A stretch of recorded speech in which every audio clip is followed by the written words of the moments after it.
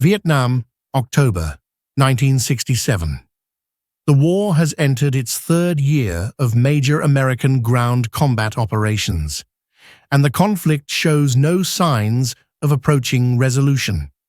By this point in the autumn, over 485,000 American military personnel are deployed throughout South Vietnam, the highest concentration of United States forces committed to any foreign conflict since the Second World War. The strategy pursued by General William Westmoreland, commander of Military Assistance Command Vietnam, continues to emphasize search and destroy operations, attrition warfare, and the securing of key terrain features that dominate critical transportation corridors and population centers. Hill 877, located in the Central Highlands region, represents exactly the type of terrain objective that has become central to American tactical thinking in this phase of the war. The designation 877 refers to its elevation in meters above sea level, marking it as a significant high ground feature in an area where elevation provides substantial tactical advantages. Control of such hills enables observation of enemy movement along trails and roads, provides firing positions that dominate lower terrain, and creates secure locations for fire-base establishment and helicopter landing zones that support the mobility-dependent American way of war in Vietnam.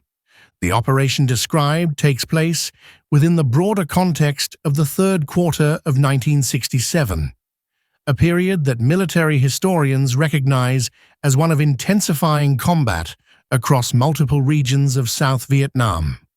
The North Vietnamese Army and Viet Cong forces have demonstrated increasing willingness to engage American units, despite suffering substantial casualties throughout the previous 2 years.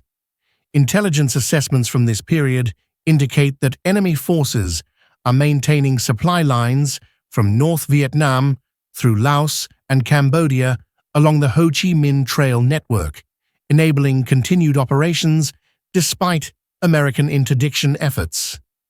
The Central Highlands, where Hill 877 is located, serves as a critical theater because it provides access routes that enemy forces use to move from border sanctuaries toward the more heavily populated coastal plains and the approaches to Saigon. American strategy in this region focuses on disrupting these infiltration routes, preventing enemy forces from massing for attacks on population centers, and maintaining control over the interior road network that connects American bases and South Vietnamese provincial capitals. Charlie Company, the unit tasked with securing Hill 877 and constructing a landing zone on its summit, operates as part of a larger battalion formation, likely assigned to one of the infantry divisions or separate brigades, deployed to the Central Highlands. The composition of a standard American infantry company during this period typically includes between 150 and 200 soldiers organized into a headquarters element and 3 or 4 rifle platoons, each subdivided into squads. The company would be equipped with M16 rifles as the standard infantry weapon, M60 machine guns for sustained fire support, M79 grenade launchers, and various crew-served weapons. The unit would also include attached personnel, such as forward observers who can coordinate artillery fire, combat engineers capable of demolition and construction tasks, and medical personnel trained in battlefield trauma care. This organizational structure reflects the American approach to combat operations in Vietnam, which emphasizes firepower, mobility through helicopter transport, and the integration of multiple supporting arms to compensate for the numerical advantages often held by enemy forces operating on familiar terrain. The tactical situation facing Charlie Company as it begins its movement toward Hill 877 reflects conditions common to operations throughout the Central Highlands during 1967. The terrain consists of dense jungle vegetation interspersed with more open areas near ridge lines, with visibility often limited to a few meters within the thickest forest. The climate during October falls within the transition period between the southwest monsoon season and the drier months, meaning conditions can vary between heavy rainfall and clearer weather, both of which present distinct operational challenges. Movement through such terrain requires constant vigilance because enemy forces routinely establish ambush positions along likely approach routes, relying on concealment and the element of surprise to inflict casualties before withdrawing. American doctrine addresses this threat through movement formations that maintain spacing between soldiers to prevent multiple casualties from a single burst of fire or explosive device, the rotation of point elements who bear the highest risk of initiating contact, and the constant readiness of supporting weapons to respond immediately to enemy fire. As Charlie Company advances uphill toward its objective, the tactical considerations multiply with the changing elevation and terrain features. Ridgelines and hills in the Central Highlands typically feature approaches that channel movement into predictable routes, making them vulnerable to observation and fire from defenders who have prepared positions. The vegetation changes with altitude, sometimes becoming less dense near the crest, but offering better fields of observation and fire for forces that control the high ground. The physical demands of climbing, while carrying combat loads that typically exceed 60 pounds, require leaders to manage the pace of movement to prevent exhaustion that would compromise the unit's ability to respond effectively if contact occurs. Communication becomes more challenging as terrain interferes with radio signals, particularly in valleys and on reverse slopes, necessitating frequent radio checks to ensure that the company maintains contact with battalion headquarters and supporting artillery units. Squad leaders continuously adjust their formations based on terrain and visibility, balancing the need for security through dispersion against the requirement to maintain unit cohesion and mutual support. The intelligence information available to Charlie Company indicates that enemy forces have conducted harassment fire against previous patrols in the area, a pattern of activity that reflects standard Viet Cong and North Vietnamese tactical doctrine during this period. Rather than defending fixed positions that would expose them to the overwhelming firepower advantages held by American forces, enemy units typically operate in small groups that engage briefly and then withdraw before supporting fires can be brought to bear. This approach serves multiple purposes within the enemy's overall strategy. It forces American units to move cautiously and dedicate substantial resources to security, slowing the pace of operations. It provides intelligence about American movement patterns and unit locations. It maintains pressure on American forces and creates casualties that accumulate over time, even without major engagements. It also tests the reactions of American units to determine their standard procedures and identify vulnerabilities that might be exploited in future operations. For American commanders, this pattern of enemy activity creates the challenge of maintaining defensive readiness while simultaneously accomplishing mission objectives that often require soldiers to focus on tasks other than security, such as the construction work required to build a landing zone. Upon reaching the objective area on Hill 877, Charlie Company implements standard procedures for securing a position before beginning work. The establishment of a 360-degree perimeter reflects the reality that enemy forces might approach from any direction, particularly in areas where the jungle provides concealment close to American positions. The positioning of automatic weapons and machine guns focuses on likely avenues of approach, which terrain analysis identifies based on features such as draws that provide covered routes up the hill, trails visible from the position, and areas where the vegetation thins enough to permit movement. Radio operators confirm communication with battalion headquarters, adjacent units, and the aviation elements that will eventually use the landing zone, ensuring that the company can request support if needed and that higher headquarters maintains awareness of the unit's situation. These procedures, refined through 2 years of combat experience in Vietnam, represent the institutional learning that has occurred as the American military adapted its doctrine and tactics to the specific challenges of this conflict. The construction of a helicopter landing zone represents a critical task within the American operational approach in Vietnam. The geography of South Vietnam, characterized by limited road networks, especially in the interior regions and border areas, makes ground transportation vulnerable to ambush and difficult to sustain logistically.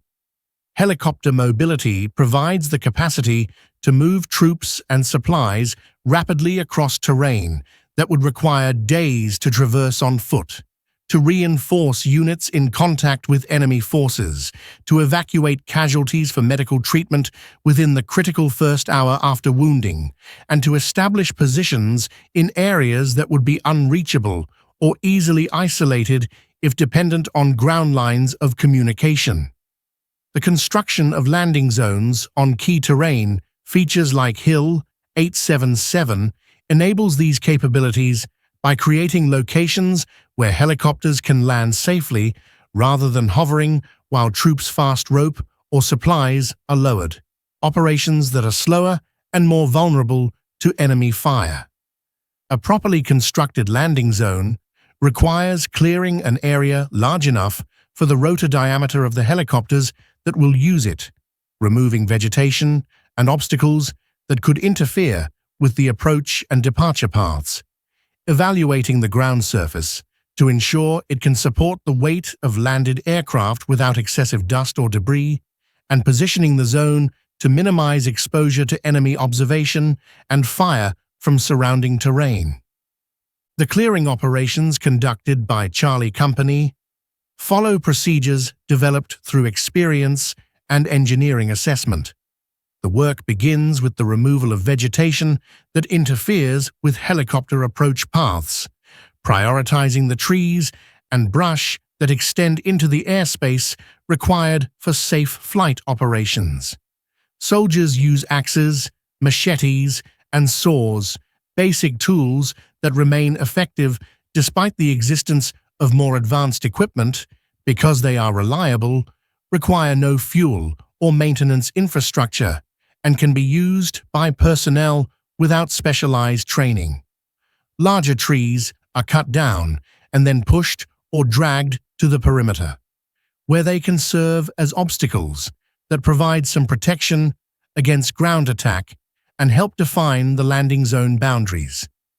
Brush and smaller vegetation are gathered and moved outside the central clearing area to create an unobstructed surface.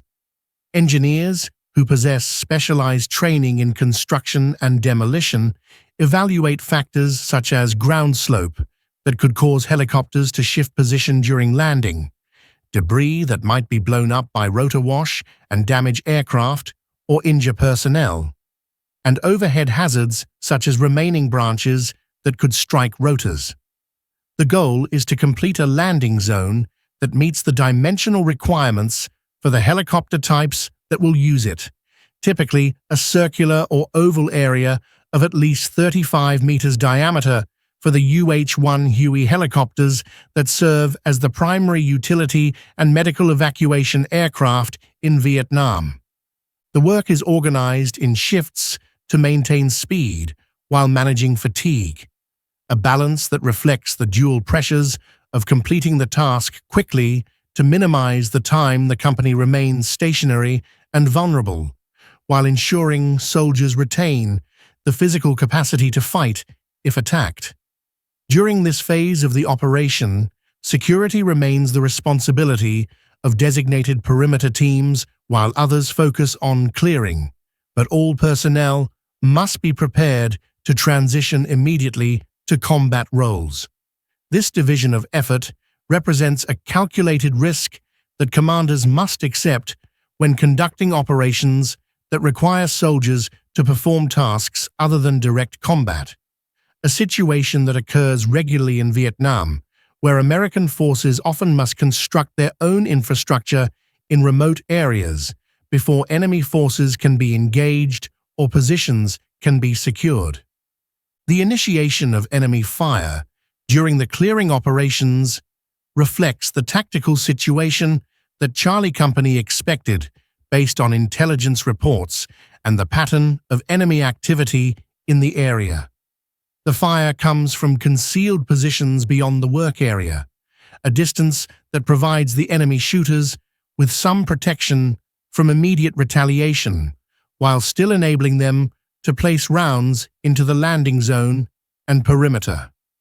The nature of the fire, described as brief and lacking coordination, indicates harassment rather than a prepared assault, consistent with the enemy tactical approach observed throughout the Central Highlands during this period. Historians and military analysts recognize that Viet Cong and North Vietnamese forces rarely conducted direct assaults on American positions that were alert and prepared, instead preferring to engage under circumstances where they held advantages in surprise, terrain, or timing. The harassment fire observed at Hill 877 serves to disrupt the work, create casualties if possible, gather intelligence about the American response, and maintain pressure without committing forces to a sustained engagement that would expose them to American firepower. The American response to the enemy fire follows procedures that have become standard by this point in the war. Soldiers take cover immediately upon receiving fire, using whatever terrain features and cleared vegetation provide protection while attempting to identify the direction and distance of the enemy positions. Perimeter teams return fire toward the likely enemy locations, a response designed to disrupt enemy fire and prevent them from refining their aim, rather than necessarily to achieve casualties against targets that remain largely invisible in the jungle. Company leadership evaluates whether the enemy fire represents the beginning of a larger attack or remains limited harassment, a determination that affects whether additional forces are committed to maneuver against the enemy positions or whether the priority remains completing the landing zone while maintaining defensive readiness. In this case, the decision is made to continue the primary mission while sustaining security, reflecting the assessment that the enemy lacks either the capability or intention to conduct a serious assault.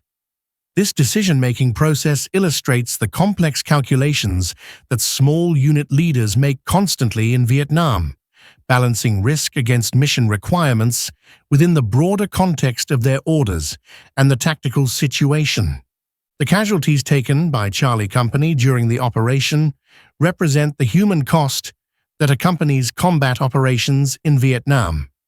By October 1967, American forces have suffered over 13,000 killed in action since the beginning of major combat operations in 1965, with the monthly casualty rates climbing as the intensity of fighting increases. Each casualty, whether killed or wounded, affects not only the individual and their family, but also the combat effectiveness of the unit, which loses experienced personnel who understand their roles and have developed the cohesion that enables effective small unit performance. The immediate response to casualties reflects the training and procedures that the American military has refined over decades of combat experience.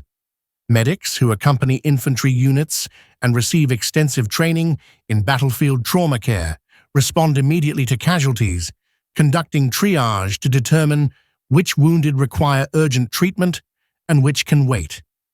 The application of field treatment follows protocols designed to stabilize casualties until they can be evacuated to surgical facilities, focusing on controlling bleeding maintaining airways, treating shock, and protecting wounds from further contamination.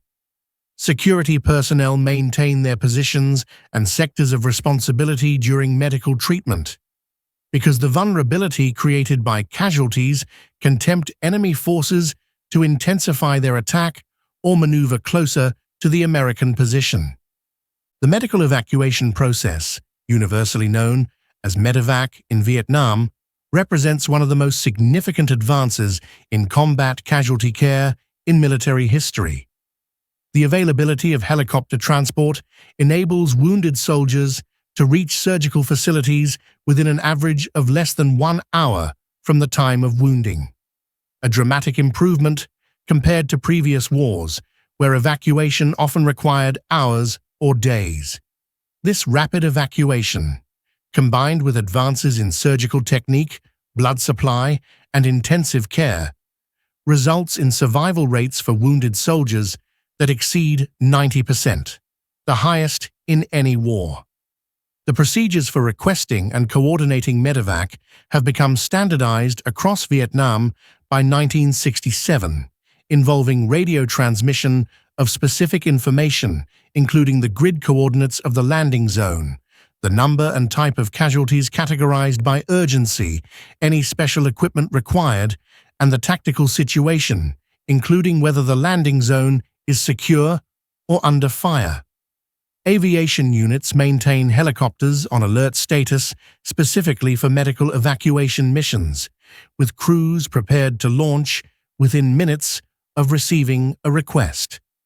The pilots and crews who fly these missions operate under extremely demanding conditions, approaching landing zones in remote areas with limited information about terrain and potential threats, often under fire or in marginal weather conditions, to retrieve casualties whose survival depends on rapid evacuation. The arrival of the medical evacuation helicopter at Hill 877 follows procedures refined through thousands of previous missions. The helicopter approaches the landing zone and reduces speed as the crew evaluates the site, with the pilot maintaining communication with the crew chief, who has a better view of the ground and potential obstacles. Ground personnel mark the landing zone with colored smoke grenades that indicate both the specific landing point and the wind direction, information critical for the pilot to plan the approach and departure.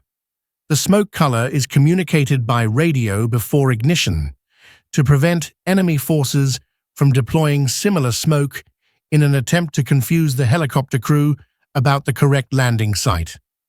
Once the pilot confirms a safe approach path and the landing zone appears clear of obstacles and personnel, the helicopter lands, typically remaining on the ground for the minimum time necessary to load casualties. The medics and designated litter teams who transport casualties to the helicopter move quickly but carefully, ensuring that casualties are secured for flight and that their treatment is communicated to the aircrew who will continue care during the flight. The loading is conducted under the supervision of the crew chief, who directs the placement of litters and walking wounded to maintain the aircraft's balance and ensure all casualties are secured. The helicopter then departs immediately, minimizing the time it remains stationary and vulnerable, and proceeds directly to the appropriate medical facility based on the severity of the casualties and the capabilities of available hospitals. The subsequent arrival of a second helicopter to retrieve deceased personnel reflects the military's commitment to recovering all casualties, both wounded and killed. The procedures for handling remains on the battlefield emphasize dignity and respect while maintaining operational security and enabling subsequent identification and return to families. Soldiers prepare remains according to established procedures, which by 1967 include the use of body bags when available and the documentation of circumstances and location to assist subsequent investigation and identification. The transfer of remains to the helicopter is conducted with the same coordination between ground and air elements as medical evacuation, ensuring timely removal while minimizing risk to the aircraft and crew. The evacuation of remains serves practical purposes beyond respect for the deceased, including the removal of material that would require security and eventual ground transportation. The psychological impact on surviving unit members of leaving deceased comrades on the battlefield, and the maintenance of accurate casualty reporting that enables notification of families and administrative processing. Once the remains are loaded and the aircraft departs, Charlie Company resumes its mission, a transition that reflects the necessity in combat of continuing operations despite losses, though the psychological impact of casualties affects individuals differently and accumulates over time as units experience repeated combat. The broader tactical context of the harassment fire experience by Charlie Company illuminates the nature of combat in the Central Highlands during 1967. Enemy forces in this region operate with a strategic approach that balances the need to contest American control of key terrain and supply routes against the recognition that direct engagement with American units typically results in heavy casualties due to American advantages in firepower and air support. Small unit actions, such as the harassment fire at Hill 877, represent a sustainable approach that maintains pressure on American forces, creates a cumulative toll of casualties, and preserves enemy combat power for situations where favorable conditions exist for larger operations. Intelligence assessments from this period indicate that enemy forces carefully observe American patterns and adjust their tactics accordingly, attacking where American forces are vulnerable or distracted, avoiding situations where American advantages in firepower can be brought to bear effectively, and maintaining the flexibility to disperse and evade when American units maneuver against them. This tactical approach frustrates American commanders who seek decisive engagements that would enable the superior American firepower to achieve the attrition objectives central to General Westmoreland's strategy.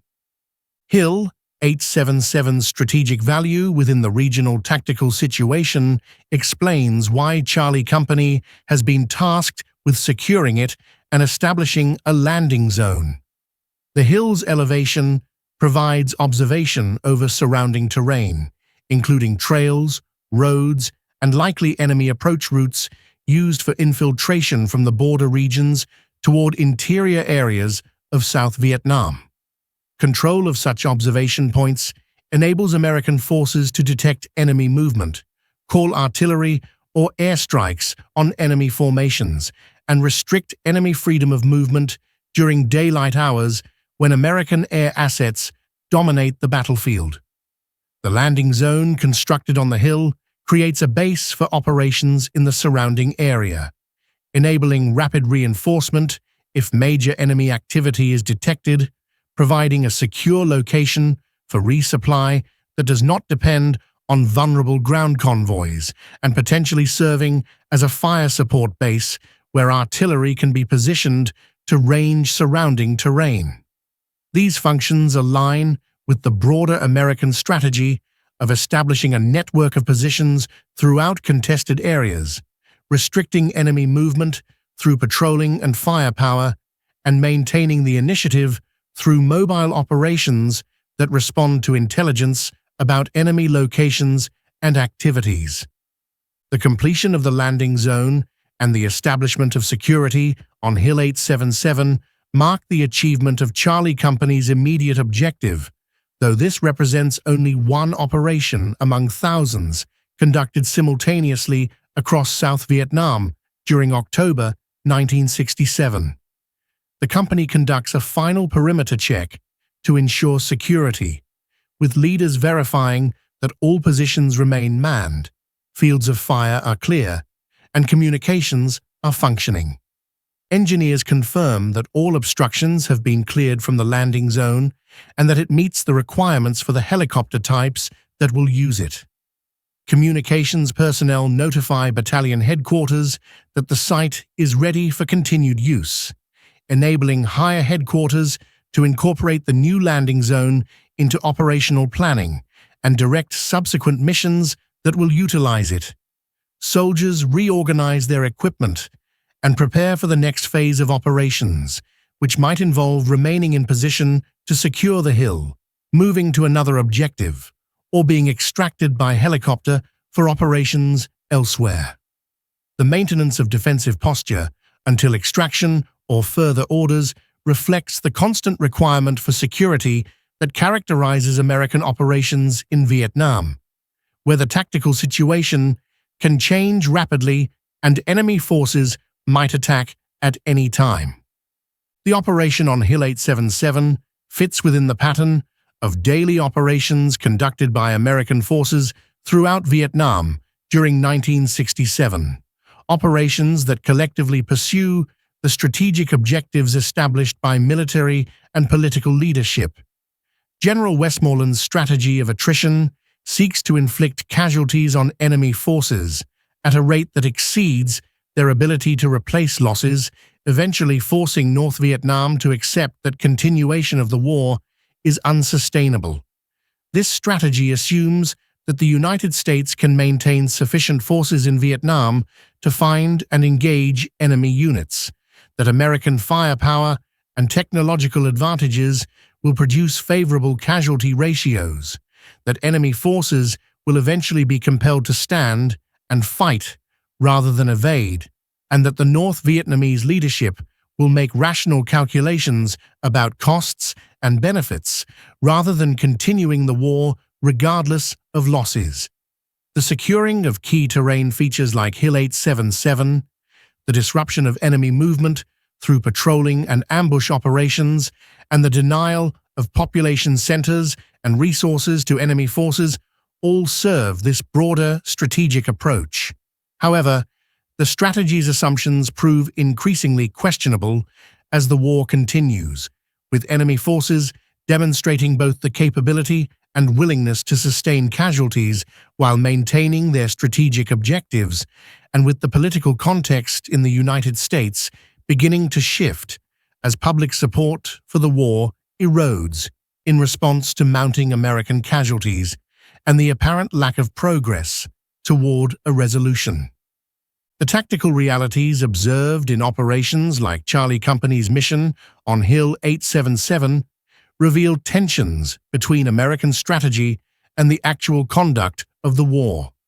While American forces can secure terrain features through the commitment of sufficient resources, the limitation on available forces means that not all key terrain can be held simultaneously, leading to a pattern where American units secure positions, accomplish specific objectives, and then withdraw, often enabling enemy forces to return once American forces depart.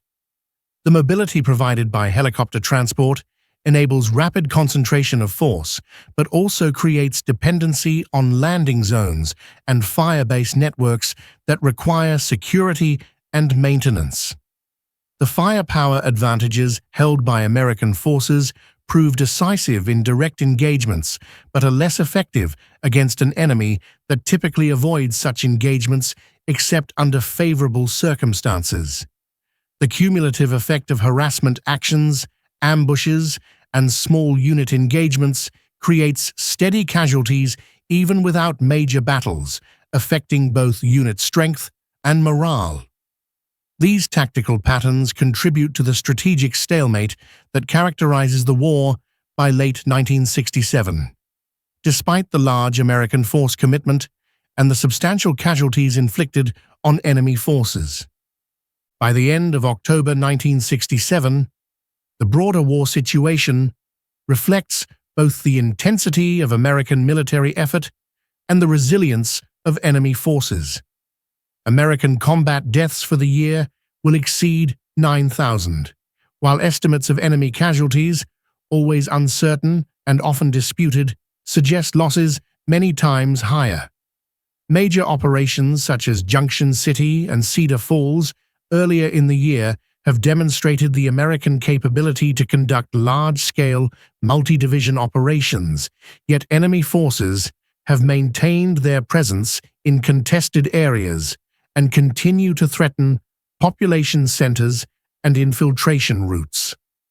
The bombing campaign against North Vietnam, Operation Rolling Thunder, continues to strike targets throughout the North, but has not achieved the objective of forcing North Vietnam to cease support for the insurgency in the South.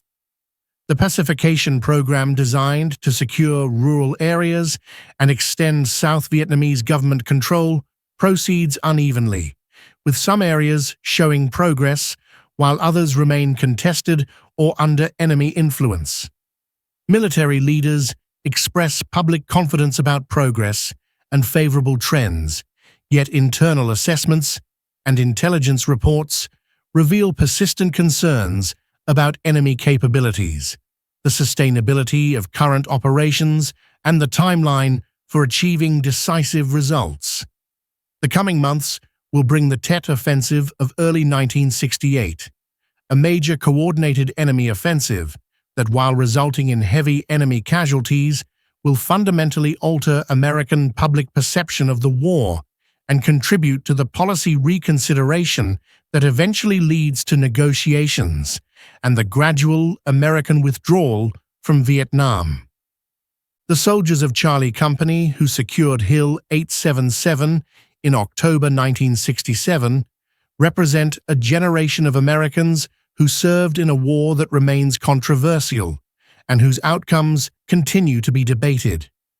The tactical competence demonstrated in their execution of the mission reflects the professionalism and training of American military forces during this period, while the challenges they faced illuminate the difficulties inherent in the type of conflict Vietnam represented.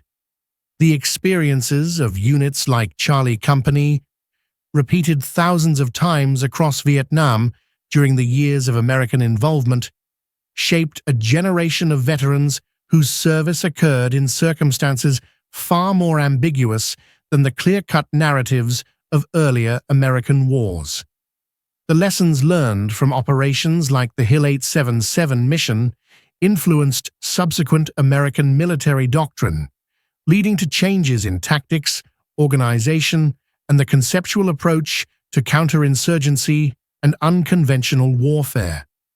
The war's outcome, with the eventual withdrawal of American forces and the fall of South Vietnam in 1975, adds a retrospective complexity to individual operations that appeared successful at the tactical level but occurred within a strategic framework that ultimately failed to achieve its objectives. Understanding operations like Charlie Company's mission on Hill 877 requires recognizing both the tactical realities faced by soldiers conducting specific missions and the broader strategic and political context that shaped the war's conduct and conclusion.